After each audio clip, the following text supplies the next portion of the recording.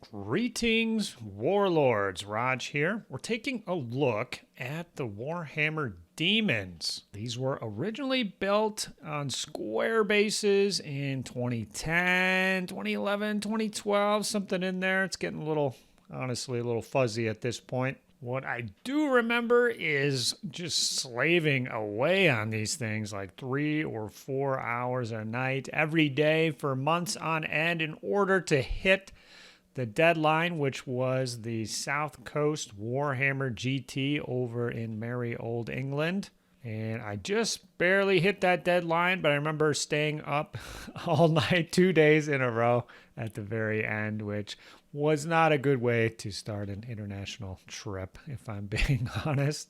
In any case, most of these models were built during the peak Midwest Warhammer hobby era of tournaments, and this was just a wild time to be alive. The hobby standard was just so high. You'd convert every model, go nuts on the basing, and just paint your heart out. And maybe you could crack the top 3 at a tournament. So let's start taking a look at the infantry here, and then I'll fill in the backstory on everything as we go along. These are the Warhammer plastic bloodletter models with completely scratch sculpted green stuff, faces and tentacles.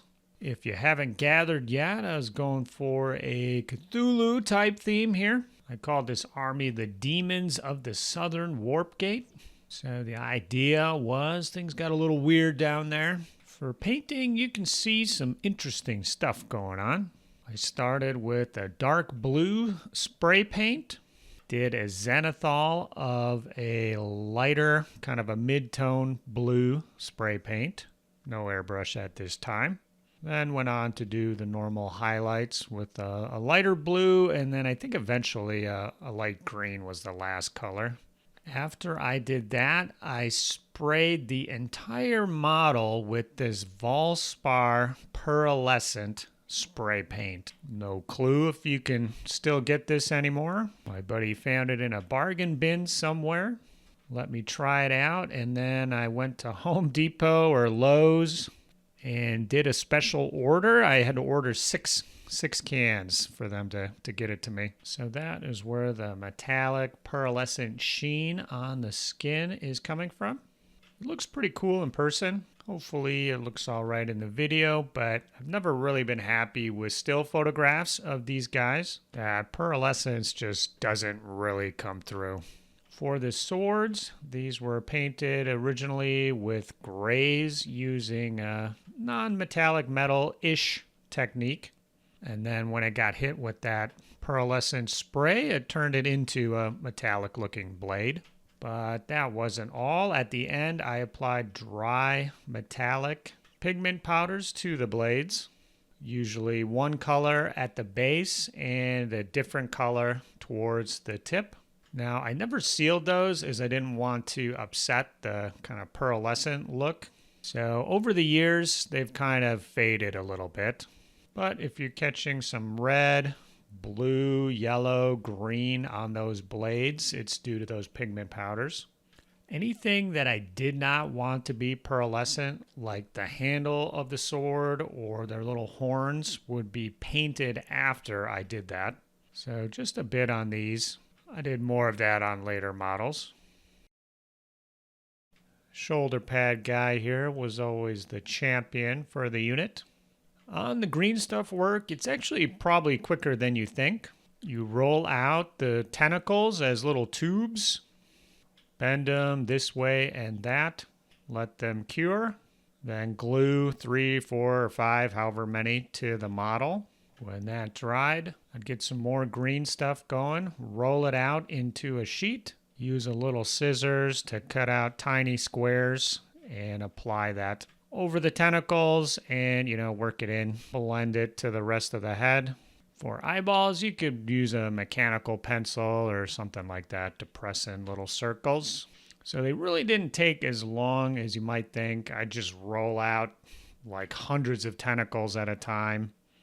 These beasts here are my absolute favorite models from the army. They're converted from plague drone bodies, which are a C shape. I cut off the bottom bit, spun it around to make it this S kind of worm shape. The shells are not airbrushed. Everybody always thought they were. I didn't have one at the time, like I said. I used a fairly large filbert brush. I had the dark gray and light gray on the paint palette. Let's start with the dark gray. At one end of the shell, paint a little line, 1/4 to 1/2 inch maybe.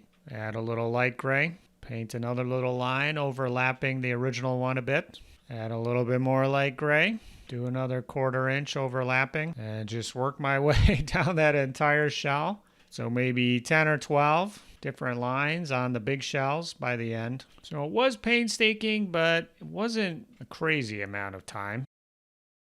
In the end, it's definitely a sweet blend, but everybody just thought I cheated with the airbrush. I didn't get credit for these manual blends like I should have. These Furies here are actually the first models I did for the army. They're converted from the plastic horrors of Tzeentch models, which are really dynamic models. They're running, they're jumping. So when I added the Tyrannid gargoyle wings, they looked nice and dynamic. The gray shading on the wings there was done just like the shells on the beasts. After looking at these again, you know what? I'm retracting the beasts as my favorite. These are actually my favorite models in the army. On basing, this is actually the second base job on the army. They were originally built on squares for Warhammer times, and it was with like a cave style basing. I used epoxy sculpt to create stalagmites or stalactites, whichever one, poke up from the ground. So the base was mostly smooth, and then I would glue little rocks or add some pumice texture to little divots and stuff like that. It took an incredible amount of time to do those bases, and I never wanted to do any more of them ever again. So when I switched to these rounds, I did something a little simpler with the idea that I could expand the army in the future and not have to worry about trying to recreate this weird cave basing that I did originally. So these bases are just sand with some flock and stuff, and the blocks are just pink foam cut up en masse with the hot wire cutter and then glued to the various bases. I had some extra fun with the blocks on the boss man here, making a sort of a magic-y effect. There's a wire in there holding him up. This is an Ultra Forge War Demon with a converted head, of course. The hand is magnetized. The idea was to have a spellcasting demon prince to start with, and then I would swap in an axe or have a more melee-oriented version. Never ended up doing that. And similarly, his back spikes are magnetized because you could swap in a set of wings. Never went back and did those either. So technically he's a modular figure, but effectively this is all he is. So I used plague drone bodies for those beasts, but I actually have some plague drones in the list as well.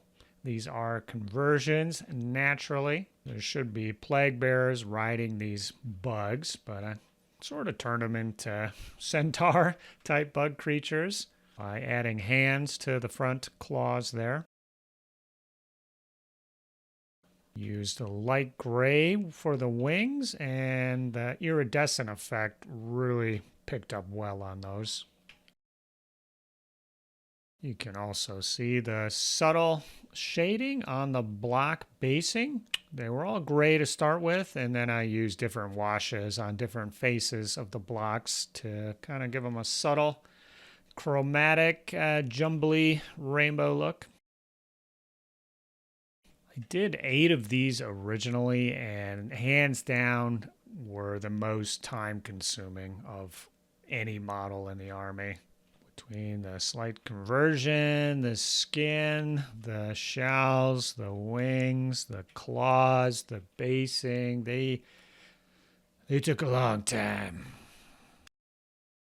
This particular guy here, though, he didn't take too long. He comes from the Skull Cannon plastic kit. I did convert him a little bit to give him a normal sword in his left hand, and he's got that big, massive one he usually comes with in his right. And now we're getting to some really, really weird looking stuff for the original build. In Warhammer, this would be a guy on a palanquin of Nurglings, so a bunch of little guys. It'd seem like a swarm, or in this case, a vortex tornado of tentacles would be a suitable replacement. Rolled them all out separately and kind of just glued them together with a bloodletter sort of suspended in the mix there. Even weirder, we've got the skull cannons. I had a real pickle of a time trying to fit these in thematically. What I ended up with were these crazy portals with a barrel of some crazy interdimensional weaponry poking out here. The portals are held up by one steel wire that I put green stuff over. Otherwise, the rest is just green stuff, tentacles poking out. Roll them out and then glue them on later. I do like the final effect, even if the models, I don't know, don't seem to make a whole lot of sense. So everything you saw so far was built for the original kind of version of the list, primarily Nurgle, but gotta have those underpriced skull cannons in there, of course. And from there, I sort of went with an undivided sort of army, including troops from all of the Chaos Gods. First up are the Tzeentch Horrors. So I could have used those models I already built, but the Horrors are sort of weedy little magic-using guys who, if you get enough of them together, they do count as a sorcerer. So they're built off the same bloodletter core, but instead of the big swords, I gave them Tzeentch Horror arms. So they would just have, grabby hands or little knives, random weapons. Probably built about 30 of these guys in the end, and probably had about 40, 45 of the original sword guys. I was just a real glutton for punishment back then. I don't know why I painted so many. Instead of running these as one big unit, I'd split them up into different little 10, 11-man units. And if you included a standard bearer, I think you get a +1 to cast or something like that. So I created a few of those. And like I said, each unit would count as its own wizard. So before the game, you would roll and see what spell you got. And depending which spell the unit got, I would pop in a different special model that would physically represent the spell that they had. So there was Blue Fire of Tzeentch, Pink Fire of Tzeentch,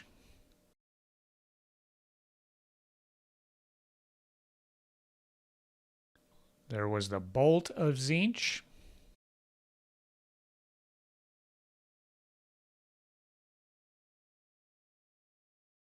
there was some sort of spell like scrying or something like that. So this dude with his magic crystal ball represents that. There was a spell called Traitor or something like that where a unit would attack itself. So this model represented that one. And the big dog was called Gateway. Totally brutal spell. If you got lucky, you could wipe out anything. So built a little gateway for that one. I needed a few spellcasting hero models to use as Heralds of Tzeentch. These are converted ice witches from Crocodile games. You might recognize the mask from the Dark Elf character, whatever his name is. I made a mold of it and made 2 green stuff masks. It was kind of a pain. They weren't perfect, but with some extra sculpting work, it got the job done. They've also got Chaos Warrior swords. They seem to break off almost every time I use them. Must have fixed them about 10 times now. But these models are pretty darn cool, so I don't mind. That's it for Tzeentch stuff. Moving on to Slaanesh, I just have these fiends. I had 8 of them originally and ended up selling 4 on eBay. So somebody out there has 4 of these things. Pretty much every model in this army had its head converted, so I just kept that going forward with these weird flower heads.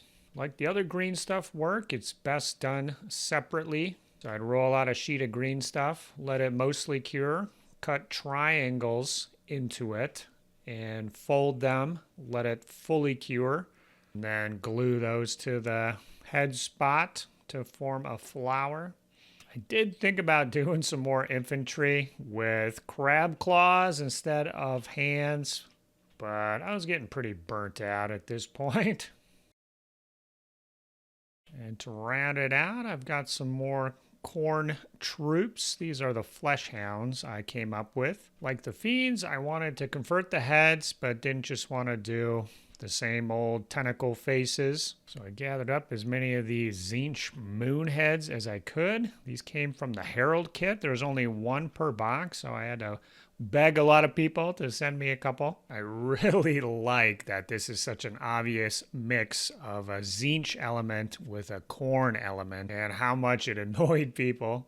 I could go on a pretty lengthy diatribe, but I'll just say that the way Chaos was run back then was completely unchaotic with the 4 different gods. People would just run pure mono armies, and if you mixed anything, then you were unthemey. So this army was kind of an attempt to mix troops from the different gods, but still have an overall theme of some sort. All right, we're getting to the end here, folks. I've got 3 final models. This Exalted Flamer was really the last one I did in the army's color scheme, and I used it in the last tournament I played with the demons. Several years later, I painted up this little fellow.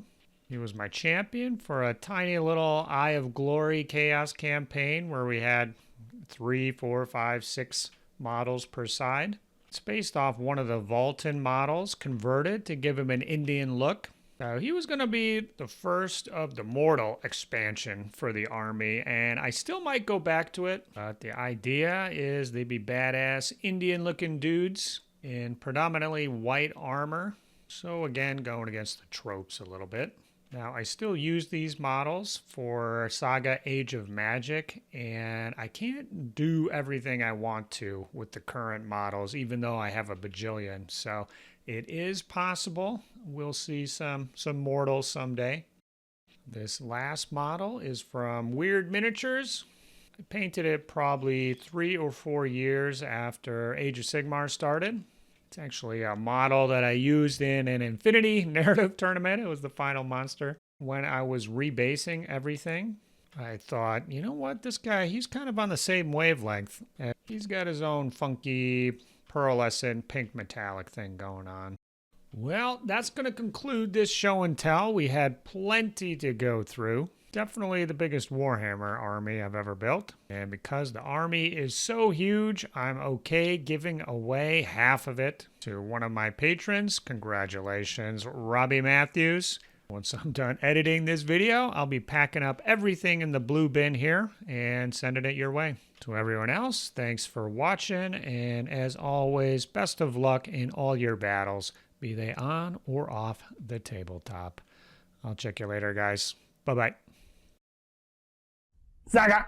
If you'd like to see more Saga content, consider joining the Heathen Army over on Patreon or popping on down to the Saga Thursday Discord server. Links below. Thanks, guys.